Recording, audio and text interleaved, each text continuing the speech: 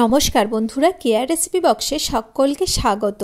আজ আমি শেয়ার করব দুর্দান্ত স্বাদের বাঁধাকপির সন্দেশ, যেটা কিন্তু বন্ধুরা একদমই নতুনত্ব আর এটা খেতে একদমই অসাধারণ। তাহলে চলুন বন্ধুরা দেখে নিই।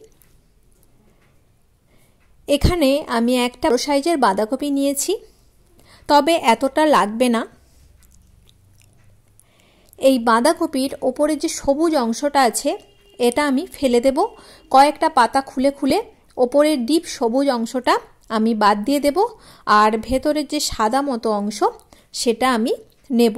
তাই প্রথমের দিকে আমি কয়েকটা পাতা খুলে রাখলাম। এইভাবে ওপর থেকে খুব ভালো মতোভাবে পাতাগুলো আমি ছাড়িয়ে নিচ্ছি। তবে যেগুলো ছাড়িয়ে নিচ্ছি সেগুলো রান্নাতে কাজে লেগে যাবে। এই যে এই সবুজ অংশটা আমি বার করে নিয়েছি, এবারে এখান থেকে আমি পাতা নেব। প্রথমে বাঁধাকপিটা যেহেতু খুবই বড় সাইজের, তাই আমি এটা অর্ধেক করে নিলাম।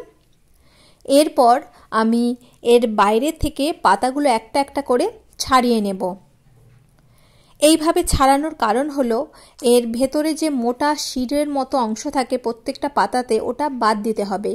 তাই এইভাবে একটা একটা করে ছাড়িয়ে নিলে খুব সহজেই আমরা ওই পাতার শিরটা বাদ দিয়ে দিতে পারি। সেই কারণেই এইভাবে পাতাগুলো একটা একটা করে খুলে নিতে হবে। দেখতেই পাচ্ছেন বন্ধুরা কীরকমভাবে পাতাগুলো খুলে নিচ্ছি। এইভাবে সমস্ত পাতাগুলো কিন্তু খুলে নেব। এরপর এই যে বন্ধুরা দেখুন, পাতার মধ্যে যে একটা শিরের মতো অংশ দেখতে পাচ্ছেন, মোটা ডাঁটি টাইপের, ওটাকে বাদ দিয়ে দিতে হবে। ওটা আমি ব্যবহার করব না, শুধু পাতার নরম অংশটাই আমি এখানে মিষ্টির জন্য। তাই এই যে এই মোটা অংশটা এটা বাদ দিয়ে দেব। এই কারণেই পাতাগুলো কিন্তু একটা একটা করে ছাড়িয়ে নিতে হবে। এই একইভাবে আমি আরও একটা পাতা থেকে শিরটা বাদ দিয়ে দিচ্ছি। এই যে বন্ধুরা মাঝখানে দেখতে পাচ্ছেন, এই মোটা শিরটা কেটে বাদ দিয়ে নেব। নিয়ে পাতাটা আমি নেব। এখন তো বাঁধাকপি খুবই সস্তা, তাই এইভাবে বন্ধুরা কিন্তু বাড়িতে তৈরি করে ফেলতেই পারেন বাঁধাকপির সন্দেশ। এটা কিন্তু অসাধারণ খেতে। এইভাবে আমি শিরগুলো বাদ দিয়ে দিচ্ছি। এইভাবে প্রত্যেকটা পাতারই ওই শিরটা বাদ দিয়ে পাতাগুলো আমি নিয়েছি। আমি এই পাতাগুলো নিয়েছি আর এই যে অর্ধেকটা রেখে দিয়েছি। এরপর একটা কুকারে খুব অল্প পরিমাণ জল দিয়ে দিয়েছি, দিয়ে তার মধ্যে ওই পাতাগুলো দিয়ে দিলাম। কুকারের মধ্যে দিয়ে আমি এটা 5টা সিটি মেরে একদমই সেদ্ধ করে গলিয়ে নেব। এটা কড়াইয়ের মধ্যেও সেদ্ধ করে নিতে পারেন। আমি কুকারে দিয়ে দিলাম যাতে খুব তাড়াতাড়ি হয়ে যায়। এরপর আমি এটা 5টা সিটি মেরে নিয়েছি। আর এই দেখুন বন্ধুরা কতটা কমে গেছে, আর বাঁধাকপি থেকেও অনেকটা জল বেরিয়ে গেছে। এটা আমি চুবড়িতে ঢেলে জলটা ঝরিয়ে নিয়েছি। এরপর একটা মিক্সি জারের মধ্যে ওই বাঁধাকপির পাতাগুলো দিয়ে দিলাম, দিয়ে আমি এটা ব্লেন্ড করে নেব। একদম মিহি করে পেস্ট করে নিতে হবে, যাতে কোনো গোটা গোটা অংশ না থাকে। এই যে এই রকমভাবে আমি বাঁধাকপিটা মিহি করে পেস্ট করে নিয়েছি। এটা আমি একটা মেজারমেন্ট কাপের মধ্যে ঢেলে দেখাচ্ছি কতটা হয়েছে। আমার 1 কাপ পরিমাণ হয়েছে। এরপর আমি চলে যাব রান্নায়। একটা কড়াই নিয়েছি, এর মধ্যে আমি ওই বাঁধাকপির পেস্টটা দিয়ে দিলাম, আর ওই কাপের পরিমাণে আমি 2 কাপ চিনি দিলাম। এখানে মিষ্টি যে যার পরিমাণ মতো দেবেন, তবে চিনিটা একটু বেশি দিলে সন্দেশের যে চিটের ব্যাপারটা থাকে সেটা খুব ভালো হয়। তাই 1 কাপ বাঁধাকপির সঙ্গে আমি 2 কাপের মতো চিনি দিয়েছি। এরপর এটাকে অনবরত নেড়ে জাল করতে হবে। প্রথমের দিকে যখন নাড়তে থাকবো তখন কিন্তু এটা পাতলা হয়ে যাবে, কারণ চিনিটা যেহেতু গলতে থাকবে, তাই এই বাঁধাকপিটা পাতলা জলের মতো হয়ে আসবে। এই রকমভাবে যখন ফুটতে থাকবে তখন এর মধ্যে আমি আমল দুধ অ্যাড করে দেব। এখানে 1/4 কাপের মতো আমল দুধ নিয়েছি। সেটা দিয়ে এরপর খুন্তির সাহায্যে খুব ভালো মতোভাবে মিশিয়ে নিচ্ছি। তবে এই সন্দেশটা করার সময় এটা কিন্তু অনবরতই নাড়তে হবে, না হলে কড়াইয়ের মধ্যে লেগে যাবে বা নিচে একটা পোড়া পোড়া গন্ধ চলে আসবে। এইভাবে নাড়তে নাড়তে ক্রমশ কিন্তু এটা শক্ত হয়ে আসছে, গাঢ় হয়ে আসছে।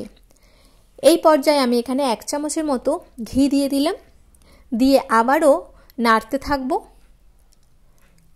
আর এই যে কড়াইয়ের ধারে ধারে যেগুলো লেগে যাচ্ছে, এগুলোই খুন্তির সাহায্যে এইভাবে আমি ছাড়িয়ে নেব। এইভাবে অনবরত নাড়তে নাড়তে এই দেখুন বন্ধুরা, এরকম একটা কালার চলে এসেছে।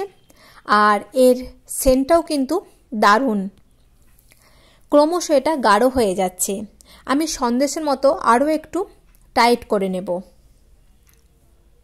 এই সন্দেশটা বন্ধুরা কেউ কিন্তু বুঝতেই পারবে না যে এটা বাঁধাকপি দিয়ে তৈরি। এই রকম ঘনত্বের করে নিয়েছি। এরপর আর নাড়বো না, নাড়লে একদম শক্ত হয়ে যাবে। এটা আমি তুলে নেব পাত্রের মধ্যে। এর থেকে বেশি নাড়লে কিন্তু একদম দানা দানা পাকিয়ে শক্ত ইটের মতো হয়ে যাবে। এইটাই আমি একটা পাত্রের মধ্যে তুলে নিয়েছি। এই যে দেখুন বন্ধুরা, তুলে নিয়েছি। আর তুলে একটু হাত দিয়ে থেসে নেবেন। আমি একটু হাত দিয়ে মেখে নিয়েছিলাম। আর এরপর ওটা থেকে আমি 5টা ভাগ করে লেচির মতো করে কেটে নেব।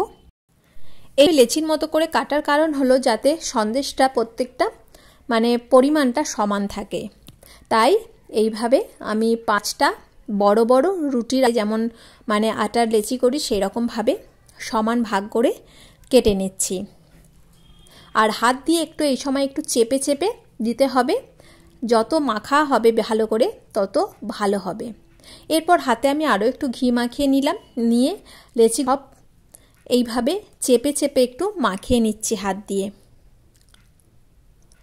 এইভাবে চেপে চেপে আমি প্রত্যেকটা লেচি খুব সুন্দর করে একটু মেখে নিচ্ছি।